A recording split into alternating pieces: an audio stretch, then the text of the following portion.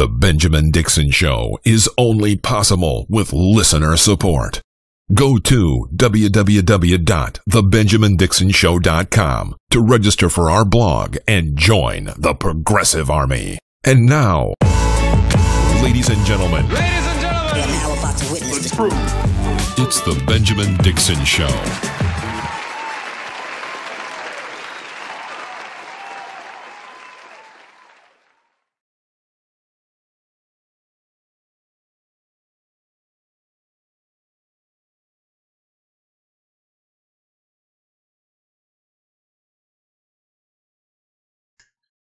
Oh, we're live. Hey, we live. Welcome. We're a little rusty here, but welcome to the first live show of the Benjamin Dixon Show in I don't know, fam. It's been forever. I've got Anoa Chonga with me. Anoa, how's it going? It's been a long day, but snatching edges of Cassidy and Graham, it's all love. It's all it good. was worth it. It was worth it, man. I'm super. Late. yeah. I really feel bad because all those old people on that stage have way more energy than me, and I'm like, bro, I don't know how they're doing it. They had a boost. They had some insurance. I'm thinking, did they work all day and then do this, or did they have like a break? They had the hearing or almost hearing or whatever earlier. But here's the crazy thing that's interesting. Senator Graham said he's 62. That puts him only a year older than my parents. He looks damn old. He looks like he's like 100 years old. My stepdad just turned 69. He don't even look as old as Dude, no, for real. He looks, I would say he was Bernie's age at a minimum. What's Bernie? 79, 100 too? I mean, 76. 75, 76. Yeah, he looks older. But yeah, if you guys got a chance to catch the debate, it wasn't a fair debate. Really, all Cassidy and Graham could do was their cheap shots, and I mean, at one point, I kept saying, it's like Bernie was on top of him, on top of Senator Graham, I'm gonna make you my son. Say it. Medicare is a good program. Say it. I was seriously surprised that, and David, our producer, who's here, I guess we could show him on screen too if he so chose. But my argument was, I was amazingly surprised that Cassidy and Graham came out there that unprepared. But in reality, David pointed out, there's not really much that they can say in defense of this ratchet program that they're trying to shove down the throats of America with a single hearing, like a partial hearing today. So they can't really defend it. So all they could do is what they did, which was try to scare everyone. Socialism this, socialism that. And I don't think they realized that really no one's afraid of socialism anymore. So they came up empty-handed. Yeah, I mean, it really was like the red baiting, the scare, the socialism scare stuff, and it's look, Americans have already enjoyed the same socialist program you're now trying to say is bad, and Medicare for all is not even really socialist. Neither is Medicare for all, but I mean, it's as socialist as you're going to get in America, and to make it seem like they kept trying to hamstring it, Bernie Sanders at one point and goes, there's a gift that someone has made that says, what's the most popular a medical plan in America? Uh-huh. That was a beautiful. Oh my goodness! Followed by care provided at the VA, even though in spite of all these issues and systems, problems it has. And then shout out to Jesse Smith, who also tweeted out that there is care that's provided to active duty military personnel and their families. That's also highly regarded. I mean, this whole conversation about Obamacare, who's the man or woman that runs the Obamacare, it's do you guys actually understand even what the ACA actually is, what it does? Because I'm really convinced now that Republicans really just hate Obama. They really just hate the fact that he was able to do something that they could not do, and they just want to undo it. Because this was a Republican plan at one point in time, right? And they couldn't get it off the ground. Obama took a Republican plan, spun it on his head, and made that shit pop. So now all of a sudden, it's awful, it's horrible. there's some man in the moon who controls all the, mechanisms and stuff, and they don't really have a valid answer for anything. Right. When Senator Graham is like, why are we talking about the pharmaceutical industry? Why are we talking about why prescriptions are ridiculously expensive? That's a part of medical care. That's a part of the ACA. Why don't you understand this, dude? So they're running a problem here that it's a problem of their own creation, in the sense that Obama, like you said, Obama went to the right and implemented this policy that is a conservative policy, right? Obamacare, whether they want to admit it or not, is a Republican policy, and they are now trying to do something different. And this is all that this is about. This is about undermining President Obama. Let's do something that President Obama didn't do. And so they're really stuck. Where the hell can they go? They can't possibly go any further to the right without, basically killing people. What do we estimated 43,000 people a year that's going to die, right? So they want to go to the further to the right so that they can be conservative, but this is about as conservative of a program that you can get and still not be a mass murderer in some respects. And they obviously are not going to go to the left. So in a way, President Obama did a brilliant move if you want to just look at this as political calculus or political chess and not really look at the implications of we could have done something better for the people. If you look at it just as a raw analysis of a political move, he outpositioned them. He took their policy and made it his own. And now they have spent the last 8 years, like, this is how you literally know they have nothing. They spent 8 years trying to do something, and now that the ball is in their court, they can't do anything. Yeah, absolutely. And all they can do is just lie and misconstrue and defraud. I mean, this whole notion that, we let red states do it, red states want to do it, blue states do it, they want to do it. And that sounds catchy, right? Which is why they're saying it. But it's really one of the dumbest things of the night that has been said. Why would people who are, struggling, uninsured, particularly if you're in a red state, which you're more than likely to not have benefited from Medicaid expansion because your dumb governors, state level legislators did not approve Medicaid expansion, right?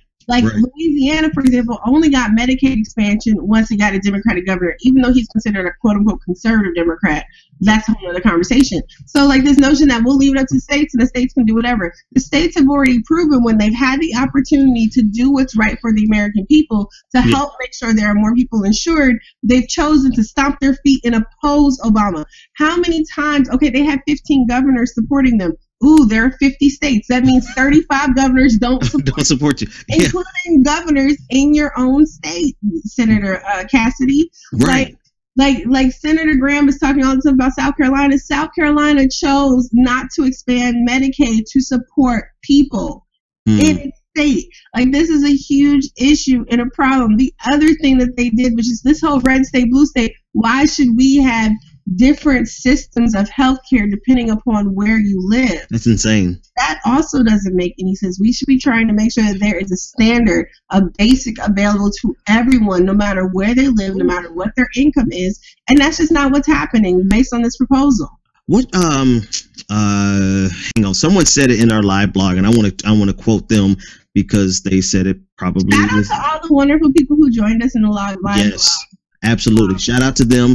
And let's do, actually, I think we got a live caller here. It's been our first live caller in a very long time. Caller, let's test this out. Are you live? You're live on the air. What's your name, comment, and or question? My name is Daryl Dixon. I agree with everything you say, No, wait. Hold on. The other day, my father came back into my life. He's sleeping on the couch right now. But the other day, I was making pizza rolls by the oven. And for some reason, he got up and he pulled my pants down. He started sucking my dick. Okay. Well, hey, it was good. You were good at first when you said Daryl Dixon. But thanks for our first call. That's your brother. No, yeah, Daryl. Daryl Dixon from The Walking Dead. Yes. I was like, wait a minute, what? I'm like, okay, yeah. So, I mean, it's only fitting. We've been away so long that, of course, the first call we would get. But I do know your number, 985-520. Bleep. We're talking about Afghanistan right word. Yeah, I know. It's weird. Like on Twitter, it it held on to another title. So don't worry about that old title, Twitter. Nationalism. We're rusty as F with this live format. And it looks totally different than what it used to look like. That's fine. It's about the conversation at nighttime. If you want all the lights and bright, shiny stuff, come check me out during the day. But at night, I'm going to have my glass of cognac or my glass of wine. And we're going to just talk politics. Let's see if this is a serious caller. Caller, you're live on the air. What is your name, comment, and or question? The name is Boris G. Donald. Oh, Boris, cuz. This is a real call. Cousin, how's it going? What's up, cuz? How's it going, man? So, listen, I just actually got through watching the debate. This debate, I DVR'd it. Mm-hmm. And, hold on, I gotta, oh yeah, turn your volume down. Yeah, there's a little delay going on there. No problem. Yeah, it's a delay. But anyway, so, what I want to say is, I thought the debate was good. And I can appreciate hearing both sides of the issue. Mm-hmm. And I think the one thing that's going on here is that, I don't think our senators are really focusing on what the real issue is, and that's the high cost of our health care. Mm-hmm. Mm-hmm. And I think they're tiptoeing around, that issue. And, and I don't know if you guys have discussed this. I mean, I just tuned in. So I just wanted to kind of raise that issue. Yeah. And, kind of get some feedback on it. Hey, absolutely, man. Thanks for the call. Definitely appreciate it. That is my real life cousin that I don't get to talk to often. But seriously, I think there was some reference to it when they compare the cost of healthcare in particularly prescription drugs, actually. So they talked about the cost of prescription drugs in Canada compared to the United States. But I don't recall them. I think he's right. I don't recall them speaking about the actual cost of healthcare, the actual cost of getting treatment as compared to other countries. Did I miss that? Well, no, but here's part of the problem, right? It's a disingenuous conversation to try and act as if the American government, as it exists right now, can actually do something about the cost of insurance without acknowledging the problem that insurance companies are playing in the pay-for-profit system. The system itself is a problem. We have a profit-driven, system for healthcare, and until that is addressed, we're going to have issues with paying for care. I am very thankful that there is so much that has been, even though the ACA has issues. Right, yeah. I've talked about this on my show before. The ACA has its issues. What's available in exchange? My younger sister, who had to go in exchange, the healthcare, she ended up letting hers lapse because the availability. She had a ganglion cyst on her wrist. The only doctor that would accept that insurance to treat that ganglion cyst was 2 hours away. Mm-hmm. None of us could take off work to travel 2 hours for an office visit, not for the cyst removal itself, but for the office visit. So that's the type of burden that I'm saying. My mother cannot afford to go get medical care and pay the premium monthly because what is available on exchange, because this is what people don't understand, right? The ACA exists.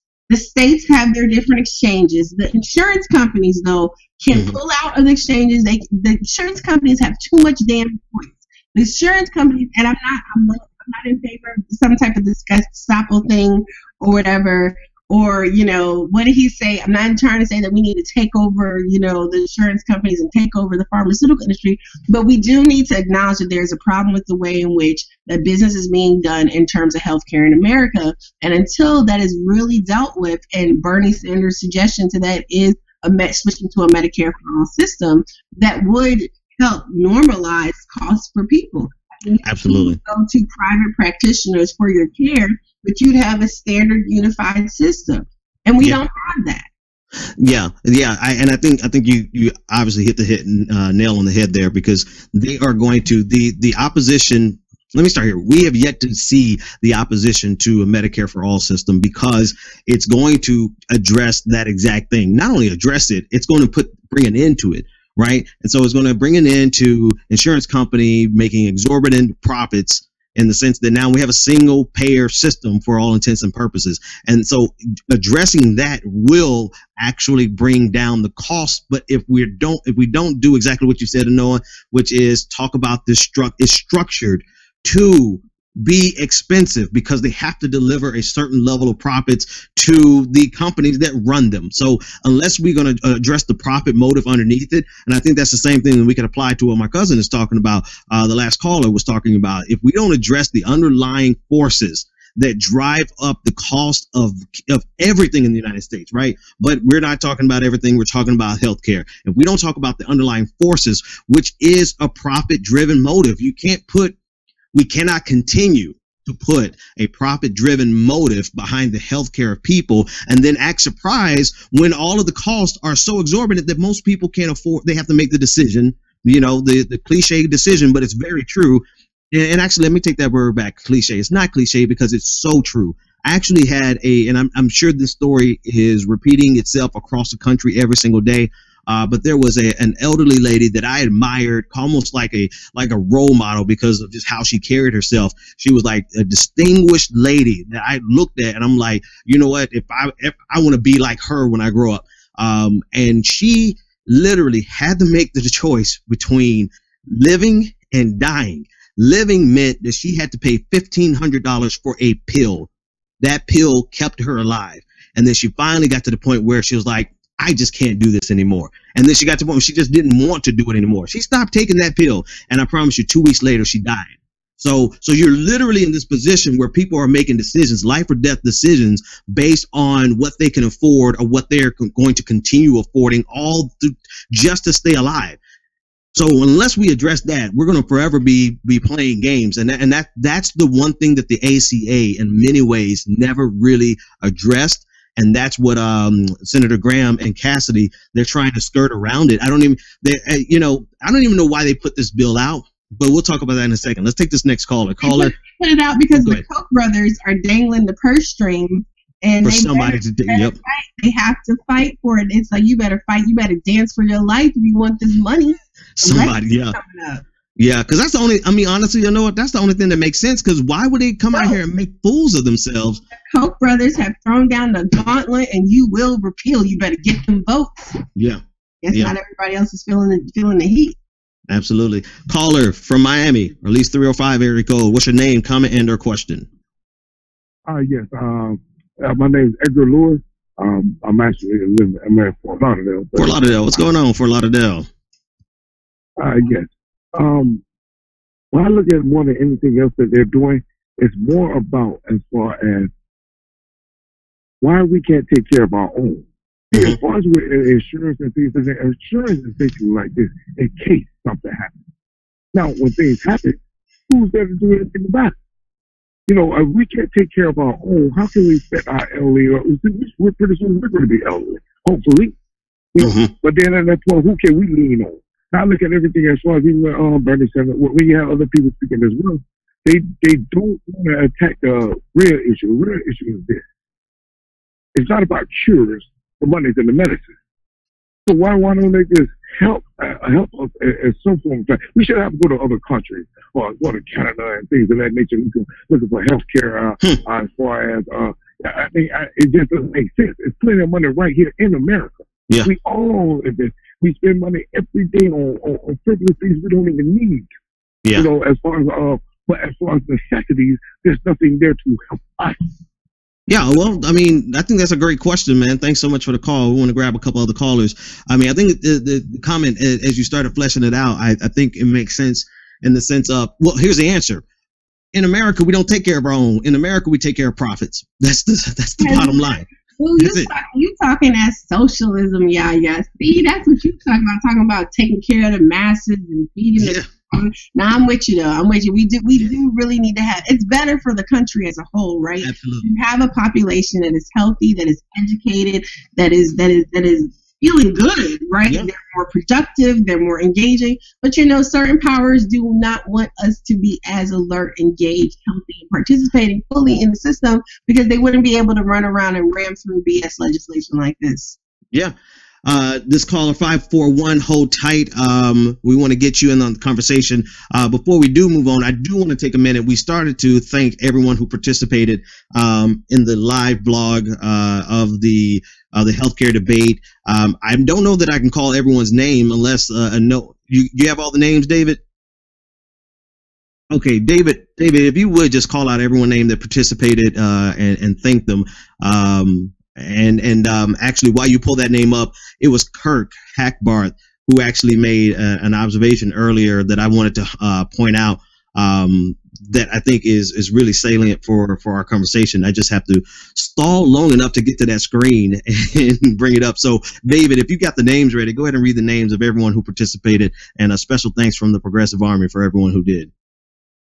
Yeah, we had a really full house, a full team of contributors teaming up with the actual PA team. So thank you to Mike Figueredo of Humanist Report, Katie Halper of the Katie Halper Show, Rhonda Walker, Tambourine Borelli, Georgia Davenport, Brianna Fisher, Adriel Hampton. Who else did we have? We had Natalie. I always forget Natalie's last name of Lee. What is it, Anoa? There we go. And I think that just about covered it. We had just about 10 contributors. A few and a bunch of members from Progressive Army. I just want to say it was hanging out with everybody. My first official PA event back. Yay! Yeah, and this actually, what we're talking about, we can't move that fast. Welcome back, Anoa Chonga. Everybody give a round of applause to Anoa Chonga. Back on the squad as the Anoa. What is your? I know you're the political director, but there's something else to your title. What's the other part of your title again? Director of Political Advocacy, and then I'm a co-managing editor alongside David's mom. Okay, we're getting a little feedback there. I'm not sure if that's on David's end or where, but you are co-managing editor and director of political advocacy. I talked about you on air about 2 weeks ago or a week ago. Whenever we made it official, I talked about you on air. But this is your first time being back on air with us in a while. Anoa went off on a vision quest, and she went out and did her things, and she slayed dragons, and she did all these things. And, you know, we just missed her too much to let her stay out there. And so we actually not we I don't know. You know, it's funny. We got brought back together because of I don't even know how you want to describe her, but you know, sometimes craziness, you know, I don't want to give her as much credit as saying dragon. We needed to form Voltron, and we couldn't form Voltron without a conversation happening. So a conversation happened. We was able to be in Voltron was fun. We decided to just be Voltron all the time again. Yeah, that's what it was. We'll leave it there because anything else would give what's her name too much credit. I don't really want to give her credit, but so anyway, caller, you're live on the air. 541. What's your name? Come in, and actually, caller, before you go live, David, there's a lot of feedback, and I'm not sure where it's coming from, but let's try to get this caller in. Okay, caller, you're live on the air. What's your name, comment, and or question? Hey, Ben, it's Nick from Oregon. Hey, Nick, long time. Thanks for calling in. What's on your mind? Long time. I'm glad to have you back live. Yeah, me too. I really missed it. So I was just curious. A while ago, when we were talking about the healthcare debate generally, and Republicans trying to force whatever they could through, I think you alluded to the fact that, the Koch brothers had essentially threatened to pull funding for any Republican people that did not sponsor it, or if they just did not pass it, period. Right, Noah just mentioned that, yeah. So I was wondering if you think, I had posited this as a question earlier, do you think that they're going to follow through with that threat, whether if they fail to do this one now, or if it's just, if they don't keep bringing it up, if they don't keep trying to repeal Obamacare, do you think they'll really pull funding? Because other people say that it's more of just a threat, but not really a credible threat. That's a good question, Nick. We're going to answer that one off the air. I'm not sure if so. I mean, they're still funding Republicans after the 2012 loss, that spectacular loss. They dropped $1 billion there, or almost $1 billion total between all the fundraising, and they still continue to fund Republicans. I'm not sure that they're going to actually pull their funds because it seems like there's a well that never runs dry when it comes to finding big donors to try to fund a Republican agenda. They may shift some players, right? Graham and Cassidy, if they fail, they might not be the darlings of the party anymore or something like that. But I don't think you're ever going to get to a point where the Koch brothers are not going to be funding all of the efforts of the Republican Party. What do you think, Anoa? I agree to the extent that there are going to be. I think the Koch brothers are in it for world domination, right? I don't really think. I think that there are some things. I think I was talking with Adriel Hampton about this last week when he was on the way. He was talking about how the Koch brothers actually are like ideologically libertarian. And so there are certain issues where they actually align more with liberals and the left. And you look at to superficially anyway, right? Like when you look at criminal justice reform, there are some areas where they're more left than most Republicans, and then there are some areas where they're even more conservative than some Republicans, right? And I do think that I don't think they're going to completely cut the purse strings entirely, but I definitely think that they might like pull back some. I do think that there's going to be a repercussion for not following through, because it does seem like an edict has been set down from them that this is what needs to happen. We already see how well people are sticking to the Voter Fraud Commission, for example, which is something that if you guys have followed the work of not Kobach. Oh my God, I'm getting on people. People mix up. If you follow this up about cross-check the Voter Fraud Commission, the Koch brothers are involved with some of the funding behind that stuff, and those people will stick to that bottom line, because that's a deep pockets right there.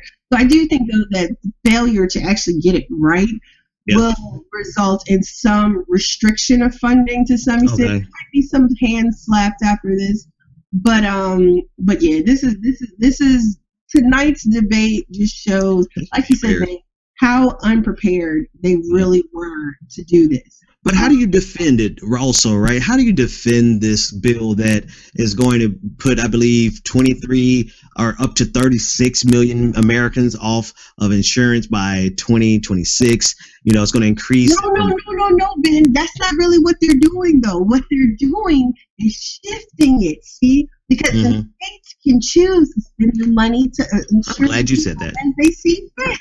Yep.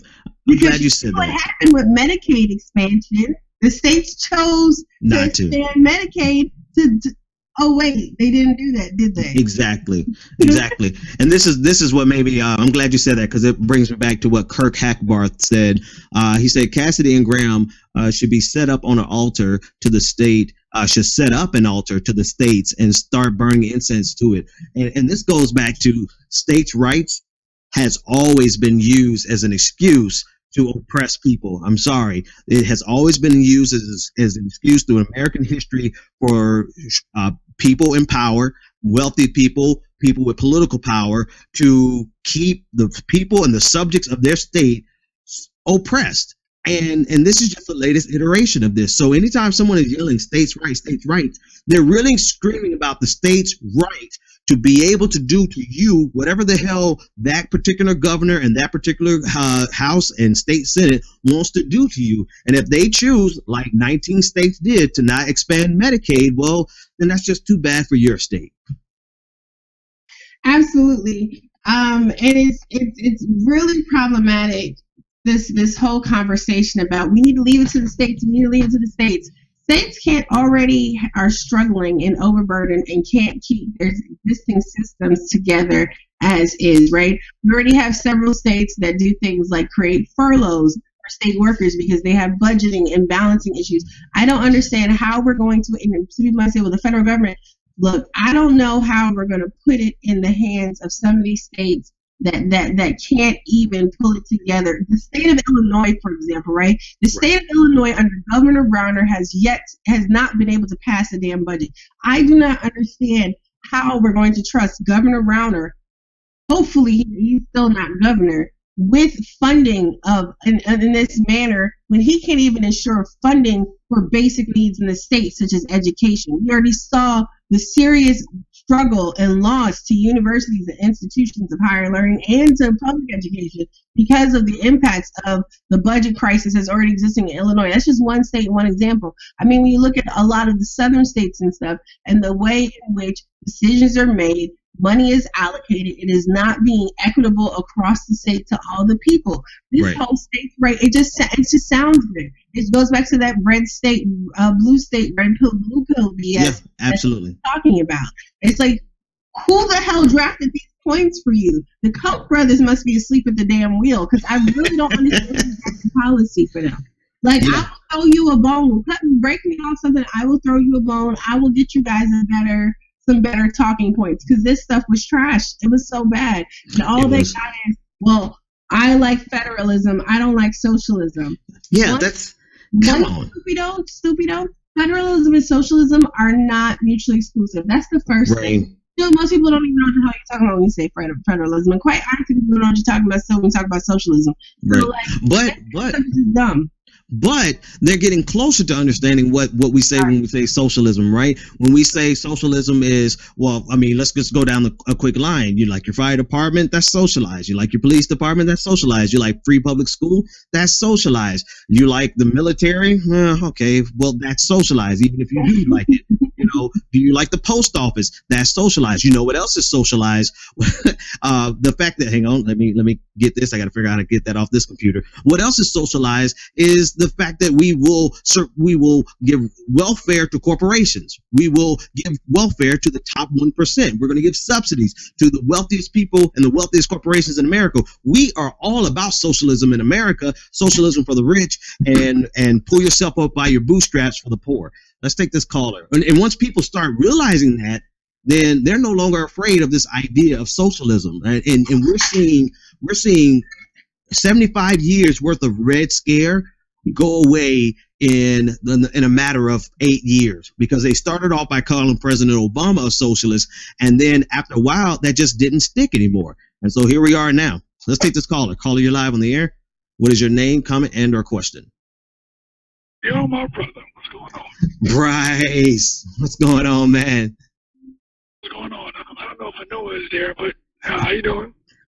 Anoa's here. Anoa, that's Bryce. He's saying, what's happening? Hi, Bryce. Go ahead, Bryce. What's your comment, man? Well, I want to give an update. I'm supposedly moving to Atlanta within the next year or so. Word. My cousins, I have a couple of family that's down there, so hopefully we all can get together. Yeah, definitely, man. Definitely. But actually, there's so much going on. I wanted to say, I love your speeches that you've given during on speaker that you've been posting on YouTube, especially the last one about, black nationalism. Mm-hmm. That what you just hit every point. Like, I was so pissed I couldn't call. I was like, because he's hitting every point, because I'm black and I know what's going on in our world and our country and everything, but there are times we just go super overboard and we just lose focus of what's really going on. Not even that, but just off the basis where we become the people that we're trying to fight. There's just so many examples about that. That's a good point. But what is your opinion about the protests this past weekend? Trump going to war with man. the NBA and the NFL. Bryce, thanks for the call. That's a great question. I think I'm going to have to disappoint you, only because that's a huge question. And I think we honestly would have to talk about that for at least 30 minutes. And fellas and ladies and gentlemen and non-gender conforming people, I've been at it since about 6 o'clock this morning. I don't know about you all, but Bryce, I promise you, I will address that tomorrow. If you don't mind giving me a few hours to get some sleep. I will just say, shout out to St. Louis. Everybody in St. Louis has been holding it down for about 11 days or so now. Yeah. Like, St. Louis has been going strong with. And you don't hear about it because there isn't any massive protest or violence, but there's excessive force on behalf of the St. Louis County and St. Louis Metropolitan Police. The mayor absolutely needs to be recalled. I mean, it's a travesty. ACLU is suing both police departments. It's just nonstop, excessive force, aggressive behavior. They have maced, attacked, arrested legal observers, citizen journalists, paid actual mainstream journalists. I mean, it's crazy what's happening in St. Louis, but St. Louis, every day people are getting up and they're protesting. There's been an Absolutely. action a day at least. So shout out to everybody in St. Louis holding down. As for the protests this weekend, they pale in comparison to what ordinary people are doing every single day to push the agenda and move the needle on issues that matter in our communities. That's my canned statement. Boom. Absolutely. Boom. I don't have my applause track handy right now, but I will have my applause track handy by tomorrow. I absolutely appreciate you pointing that out, Anoa, because you're right. The people who are on the ground doing the actual work, no glitz, no glamour, no real attention. Only attention that most of this is being given is on social media. I know outlets like yours. And so a lot of love and a lot of shout out and support and thoughts to the people in St. Louis who are out there protesting and demonstrating right now while the entire nation is focused on superstars. And I'm grateful. Don't get me wrong. I'm grateful for what the NFL players are doing. Totally cool. It's bringing a national spotlight, but Anoa's right here, as usual, that the people on the ground, we definitely have to show some love and respect to them. Okay, caller, we're going to take this last caller because it's the first night back. Why not? Caller, you're live on the air. Better not be this Daryl Dixon guy. What's your name, comment, and or a quick question? I just wanted to know, when you go to the plantation, what will happen to your punching bag? Mm-hmm. I mean, so here's the thing about trolling. We'll bring you with us. Here's the thing. One, you have a great voice. You have a great voice, so it's a shame that you're wasted for stupidity. But if you're going to troll, you got to at least do something cogent, something that either elicits a visceral response out of us or something that makes people laugh. Because I don't know. I don't even know what that. I don't even know. That was kind of boring, man. Up your game, man. Up your game. You need a soundbite that just says fail. Because that was like, if you're gonna wait on hold to troll us, then for the love of God, have something good. At least Daryl Dixon at the beginning was creative, right? He caught my attention. He said Daryl Dixon, and I'm like, okay, all right, this is a troll. But he said, no. He was insistent. No, listen. You know, at least he was persistent. That last guy was just a waste of time. All right, folks. Thanks so much for your time. Noah, thanks for hanging out with me. David, thanks so much for setting up. A special shout out to Mike Ramsey, who did these amazing graphics. I'm getting ready to tweet them out and tell him a special thank you on Twitter. Amazing graphics. Shout out to IPM. Everybody go check out IPM on Twitter. Mike Ramsey, Brittany, Louise, Andre. It's a whole deep squad, but IPM, the Institute of Progressive Memetics, it's all the very cool, catchy the Barretts you guys saw, that was IPM. IPM's been holding it down lately, so y'all gotta go check them out. Be nice. Good night. So we'll see you guys tomorrow. David, it's on you.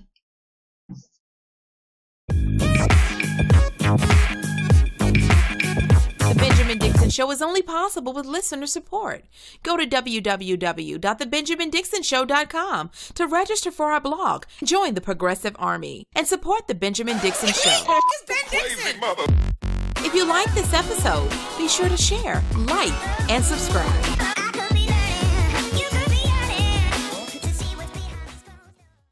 Consider becoming a Patreon.